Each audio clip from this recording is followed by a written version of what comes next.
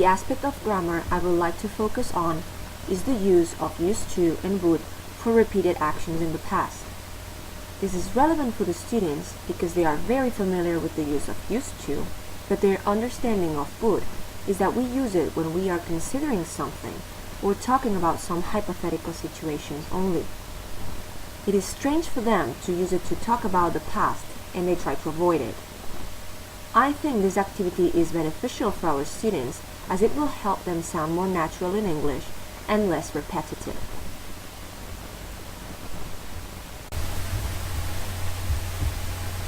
First, I'll give students a handout with a set of sentences. Some of these sentences allow the use of used to and would, but some others only used to. The idea is to have students figure out which one, used to or would, is more suitable for the sentences in their handouts, and therefore have them think about the possible rules. After that, I'll do some boarding using action and state verbs, and then I'll elicit the rules from the students by using some correct and incorrect sentences as well. Finally, I'll go back to the same activity they first tried and ask them if there are any sentences they would like to change and why they want to change them. I believe this activity is suitable for students as it allows them to get some ideas about the rules first, and then the combination of different sentences using used to and would with action and state verbs in context gives them a clear example of how the forms are used and why.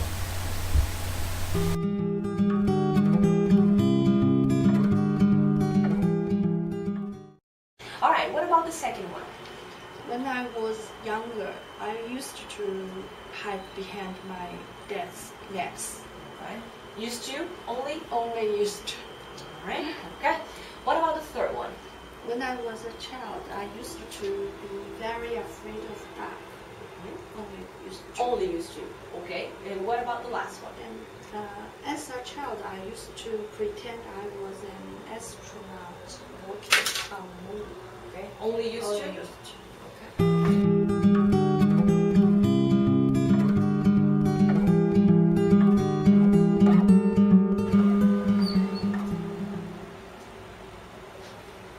Yes. Okay. What about these two? Cici, can you read the first one? I used to be afraid of the dark. Look, I would be afraid of the dark. what do you think about these two? I would be Would be afraid of the dark. I would be afraid of the dark is correct or incorrect? Correct. Are you sure? Not correct. First one is correct. Okay. All right. The first one for sure is correct. Yes. Is the second one wrong or correct as well? Wrong. Wrong. Yes, it is wrong. Okay, can you guys tell me why? Action. Used to plus action. Okay, okay. And stay. Yes. Used to plus action or state.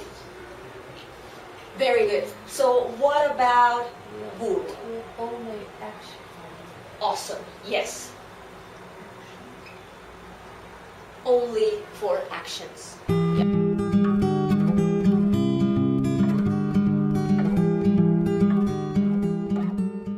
oh, Cool. All right. Great. So, Cici, did you make any changes? I think B Mhm. can use used to and would. Yes. When I was younger, I used to hide, or I would hide behind my dad's legs. Perfect. Yes. And D, as a child, I used to pretend, or I would pretend. Uh-huh. Okay. I was an astronaut walking on the moon. A, Okay. What about the next one? Anything else that you've changed? would. I said would or used to hide on. Yes, yes. Same example she had. Yeah, I would or I used to hide. Perfect. Yes. So C, as a child, I would used to. Yes, yes, yes, yes. And D would used to both. exactly, exactly. Because you've got make, and Yeah. make is Action. yes. Perfect. So After eliciting the rules from the students, they were perfectly able to change their previous answers, understanding why and applying the correct rules. During the final task, students could give a much better performance using used to and would, sounding more natural, less repetitive, and more comfortable using would. This time, they didn't try to avoid it.